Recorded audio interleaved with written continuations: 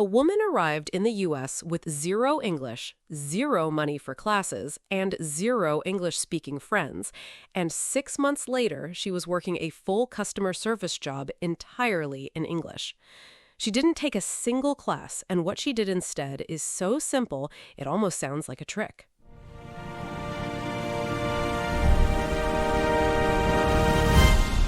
You're listening to Fluent English Podcast. I'm Emma. And I'm Alex, and today we are going to break down exactly what she did, why it works, and how you can copy it starting today. No tutor, no app subscription, no classroom required. And if you are someone who says, I don't have time for English classes or I can't afford an English course, then this episode is basically your answer. So stay with us. Let's get into it. Okay, Alex.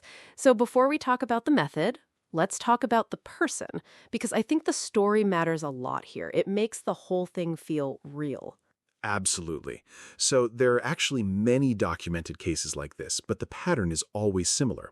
Let's call her Maria, because that name is very common and comfortable. Maria is an immigrant. She came to the United States, and when she arrived, she spoke basically no English, not a little bit of English, zero. She could say hello and maybe thank you, and that was it. And she had no money for English classes, right? Right. No money for classes, and here's the thing that I think a lot of people overlook. She also had no English-speaking friends, so she couldn't even just, absorb English from people around her. Her community, her family, everyone spoke her first language at home. That is a really tough situation. I mean, think about it. You move to a new country. You can't talk to people at the store, you can't understand your mail, you can't call a doctor. Everything is hard. Everything is hard. And she needed a job. She needed income. And most jobs, especially jobs that deal with customers, require English. So she had a very concrete, very real deadline. She needed to function in English quickly. And 6 months later, she got a customer service job. In English, talking to customers in English all day. All day, on the phone, in person, handling complaints, answering questions, the whole thing, in English. Now, listeners, I want you to really sit with that for a second, because 6 months is not a long time. Think about what you were doing 6 months ago. For most people, 6 months feels like nothing. And she went from zero English to a professional conversational level in that time, without a class. And that is the key question we're going to answer today. How did she do it? Okay, so let's talk about what she actually did. And Emma, I know you are learning Spanish right now, so I think some of this is going to feel familiar to you. Yes. Honestly, when I first heard about this method, I immediately thought about my own experience trying to learn Spanish. It connects a lot. Great. So she used 3 main practices, 3 specific things she did every single day. And they are shadowing native speakers, narrating her own day out loud in English, and writing a daily diary in English. Let's go through each one because I think people hear these words and they think they understand, but the details really matter. Totally agree. Let's start with shadowing. Emma, you explain this one. You've been doing something similar with your Spanish, right? Yes. Okay, so shadowing is basically you find audio of a native speaker and you repeat what they say, almost at the same time, not after they finish a sentence. You are sort of following along, like a shadow behind them, just a second or two behind, and you repeat their exact words, their exact rhythm, their exact pronunciation. And the key word there is exact. You are not just repeating the words. You are trying to copy the music of how they speak. The speed, the pauses, the way certain syllables are longer or shorter, the way words connect together. Right. And in English specifically, words connect a lot. Native speakers don't say, I am going to, as 4 separate words. They say something like, I'm gonna. And if you only read English, you might never notice that. But if you shadow someone saying it, your mouth starts to learn it. Exactly. And Maria, she used TV shows, YouTube videos, and news clips. She would find a short clip, maybe 2 or 3 minutes, and she would shadow it over and over, sometimes 10 or 15 times in one sitting. 15 times sounds like a lot, but it's actually how your mouth learns. It's like learning a song. The first time you hear a song, you don't know the words, but by the 10th time, your mouth is moving on its own. Language works the same way. I had a friend who learned a lot of his English from shadowing American sitcoms. He'd watched the same episodes so many times that he basically had it memorized. And his intonation, his rhythm, it sounded very natural because he learned from real people, not from a textbook. And you, Alex, you're learning French now, right? Are you doing any shadowing? I've been trying. I use French radio clips, which is great because the French speak, honestly, very fast. And shadowing forces me to keep up. It is humbling, I will say. But I can already tell that my pronunciation is improving faster than when I was just reading. Yeah, I think reading and listening to input is important, but there is something completely different that happens when your mouth has to move. And that is actually the second thing Maria did, which connects to this perfectly. She narrated her own day out loud.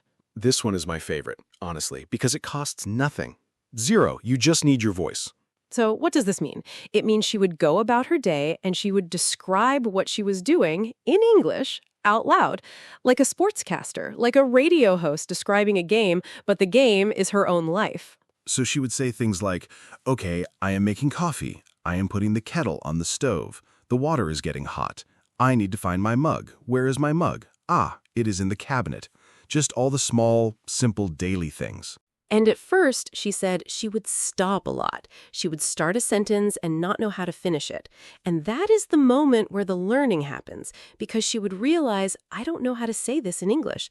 And then she would look it up, or she would try to figure it out. And that gap, that moment where you reach for a word and it isn't there yet, that is where language gets stored in your brain. This is actually connected to some real science, which we are going to talk about in a few minutes. But I just want listeners to really picture this. You are washing dishes, and instead of just thinking in your first language, you are saying out loud in English, I am washing this plate. The water is warm. I can see bubbles from the soap. Simple sentences, but it builds vocabulary fast because you are learning words for things you actually use and see every day. I started doing this with my Spanish, by the way, and it is embarrassing at first because you feel silly, like you are alone in your kitchen talking to yourself. But after a few weeks, I started to notice that Spanish sentences were coming to me faster, like I didn't have to translate from English in my head anymore. The Spanish just started to appear more naturally. That's the goal. You want the target language to start being a direct response to the world around you, not a translation of your first language. Exactly. Okay, and the third thing Maria did was keep a daily diary in English. And this one is maybe the most structured of the three because it is not just speaking, it is writing. And writing forces you to be more precise. Right. When you speak, you can kind of skip over a word you don't know, or you can wave your hand, or your face can fill in the gap. But when you write, there's no hiding. You have to find the word. You have to construct the sentence. And Maria kept it very simple. She didn't try to write essays. She wrote things like, today I went to the market. I bought bread and eggs. The woman at the checkout corner was friendly. She said, have a nice day. I understood her. Just simple sentences, but every day. And over time, those sentences got more complex because she was learning more. And because she was writing about her real life, her real emotions, her real experiences, the language became connected to something meaningful to her. It wasn't just grammar exercises. It was her actual life in words. There's a great point in language learning about this. When you connect vocabulary to real emotional experiences, you remember it better. Because your brain tags it. It goes, oh, this word matters, and it sticks. Compared to memorizing a word list, which goes in and comes right back out. Right. I can look at a vocabulary list and feel like I'm learning, and then a week later, I remember almost nothing. But words I learned because I needed them in a real situation, those stay. Okay, so now let's talk about the science, because I know some of our listeners might be thinking, this sounds nice, but why does it actually work? Yes, and there is a real scientific explanation here. It comes from a linguist named Merrill Swain. She worked at the Ontario Institute for Studies in Education, and she developed what is called the output hypothesis. And the output hypothesis is basically this. Listening and reading, which we call input, are not enough by themselves to make you fluent. You also need to produce the language. Speaking and writing are called output, and they do something different in the brain than just taking in information. Now, there is another famous theory in language learning, and that is Stephen Krashen's comprehensible input hypothesis. And Krashen argued that if you just get enough input, in other words, if you listen and read enough at the right level, you will acquire the language naturally. And Krashen's theory has a lot of supporters, and there is real truth to it. You do need input. If you never hear or read the language, you can't learn it. But Swain looked at something interesting. She studied French immersion students in Canada. These were kids who spent years learning in a French-speaking school environment. They heard French all day, and their listening comprehension was excellent. But their speaking and writing, not as strong as you would expect. And she asked why. And her answer was because they weren't being forced to produce the language. They could understand it, but they rarely had to use it. And when you don't have to use something, your brain doesn't bother to fully build it. The analogy I like is it's like the difference between watching someone play guitar and actually playing guitar yourself.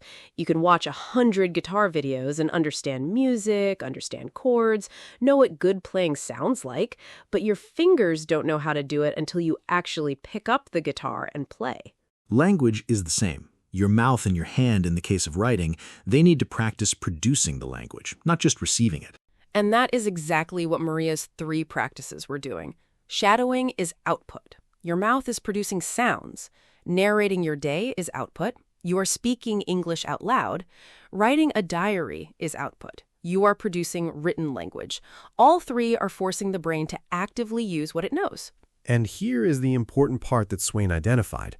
When you try to produce language and you can't, when you reach for a word and it's not there, or you try to form a sentence and something feels wrong, that is the moment when your brain becomes most ready to learn. It is like a gap is created, and the brain goes into a mode where it is actively looking to fill that gap. So passive consumption, just watching TV without really engaging, or listening to music in English without paying attention, or using an app and clicking through exercises without really thinking, those things can help a little, but they don't trigger the same level of active brain engagement that output does. And that is why Maria improved so fast. Every single day, she was triggering that gap, that moment of, I don't know how to say this, and then filling it over and over. Okay, so let's give our listeners something they can actually do. Let's build a simple framework, step by step. Yes, and we want this to be realistic. We know people are busy, so this is designed for someone who has maybe 30 to 45 minutes a day. That's it. Step 1. Choose your shadowing material. Pick one YouTube channel, one TV show, or one podcast in English that interests you. Something you actually like, not something that is educational. Something entertaining, something you would actually want to watch even if it weren't in English. Why something you like? Because you will keep doing it. Motivation matters more than the perfect material. If you like cooking, find a cooking channel. If you like sports, find a sports commentary channel. If you like travel, find a travel vlog. Take one short clip, 2 or 3 minutes maximum. Play it once all the way through, then play it again sentence by sentence and shadow. Repeat what you hear, trying to match the rhythm and pronunciation. Do this for 10 to 15 minutes a day. Step 2. Narrate your day. Pick 2 or 3 moments in your day, maybe while you're making breakfast, commuting, or doing chores, and narrate what you are doing out loud in English. Start with simple sentences. Don't worry about mistakes. Just keep talking. If you don't know a word, describe around it, or make a note to look it up later. Do this for 10 minutes a day, total. Step 3. Write a short daily diary. It does not have to be long. 5 sentences is enough at the beginning. Write what happened today, how you felt, something you noticed, something you heard. Write it in English. Do not translate your diary from your first language. Try to think in English as you write. This is important. Do this for 10 minutes a day. Total time, 30 to 35 minutes a day. That is less than 1 episode of a TV show. And if you miss a day, don't worry. Just start again the next day. Consistency over weeks and months matters much more than perfection every single day. And as you improve, you can increase. Shadow longer clips, narrate more complex situations, write longer diary entries. The framework scales with your level. Now, we want to be honest here because we always try to be honest on this podcast. Let's talk about apps. Specifically Duolingo, because it's the most popular language app in the world, and a lot of our listeners probably use it or have used it. And we are not going to trash Duolingo. We're going to be fair. Yes, Duolingo is a real tool with real value. It is great for vocabulary building, for getting basic grammar patterns, for building a daily habit of engaging with a language, and it is fun. The game format keeps people coming back. That counts for something. I use Duolingo for Spanish vocabulary sometimes. It's good for that. When I see a word in a lesson, it helps me recognize it later, so I'm not dismissing it. But here is the honest limitation. Duolingo is almost entirely input and recognition. You see a word, you drag it to the right place. You hear a sentence, you select the translation. That is mostly passive recognition. Very little of it is real output production. The speaking exercises in Duolingo, they are very controlled. You say a short phrase that the app already knows you are going to say. There is no real gap, no real moment where you are reaching for a word you don't have. So the cognitive engagement is lower. And studies on Duolingo users show that it helps with vocabulary and reading, especially at beginner levels, but it does not produce strong speaking ability on its own. People who use only Duolingo for a year often struggle to have a basic spoken conversation. That is not Duolingo's fault, exactly. It is just what the tool is designed to do. It's like saying a hammer is bad because it can't drive a screw. The hammer is great at what it does, but you need the right tool for the right job. So our suggestion, if you like Duolingo, keep using it for 10 minutes a day for vocabulary, but add the 3 practices we described. Use Duolingo as a supplement, not as your main method. And if you have to choose between spending 30 minutes on Duolingo or 30 minutes on shadowing, narrating, and diary writing, the second option will get you to fluency faster, every time. Okay, and now let's come back to Maria's story, because I think there is something really important we haven't said yet. Yes, the ending of her story is not just she got a job. It's what she said about the experience afterward. She said, and this is paraphrasing based on documented cases like hers, she said that the hardest part was not learning the language. The hardest part was giving herself permission to be bad at it, to sound strange, to make mistakes out loud, to write sentences that were wrong and keep going anyway. And I think that hits really close to home for a lot of English learners, because the number one thing that slows people down is not lack of time, and not lack of money, and not even lack of resources. It is fear of sounding stupid. We are wired, as humans, to avoid embarrassment, and speaking a language you don't know fluently feels vulnerable. You feel like people are judging you. You feel like every mistake reveals something about your intelligence. But it doesn't. Every mistake is just a gap being filled. Every mistake means your brain found a place where it needed more information. And here's the thing about Maria that I keep coming back to. She had no choice but to make mistakes. She had no English-speaking friends to impress. She had no teacher to evaluate her. She was just in her apartment, talking to herself, writing in her diary, shadowing YouTube videos. The only audience for her imperfect English was herself. And that is actually an advantage, because she had nothing to lose. She could be as messy as she needed to be. And that freedom to be messy, that is what allowed her to improve so fast. So if you are listening right now and you are using "I don't have time" or "money" for classes as your reason for not improving your English, Maria's story is your answer. You do not need classes. You need 30 minutes a day, a phone or a computer for YouTube, a notebook, and your own voice. That is it. Those are the only resources she had. And she got a job in English in 6 months. All right, let's do a quick summary before we wrap up, because we covered a lot today. Yes. First, we told you about Maria, a real type of immigrant story that has been documented many times over. 0 English, 0 money, 0 English-speaking friends. 6 months later, a customer service job in English. Second, we broke down the 3 things she did every day. Number 1, shadowing native speakers. Number 2, narrating her own day out loud in English. Number 3, writing a daily diary in English. Third, we explain the science behind why this works. Merrill Swain's output hypothesis, the difference between comprehensible input, which is absorbing in the language, and forced production, which is using the language. Output creates gaps. Gaps trigger learning.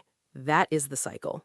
Fourth, we gave you a step-by-step framework. 15 minutes of shadowing, 10 minutes of narrating your day, 10 minutes of diary writing. 35 minutes total. Fifth, we talked honestly about Duolingo. Great for vocabulary and habit building, not enough on its own for real fluency. Use it as a supplement, not a replacement. And sixth, we came back to the real barrier, which is not time and not money. It is the fear of being bad. And Maria's story is proof that being willing to be bad is the fastest path to being good.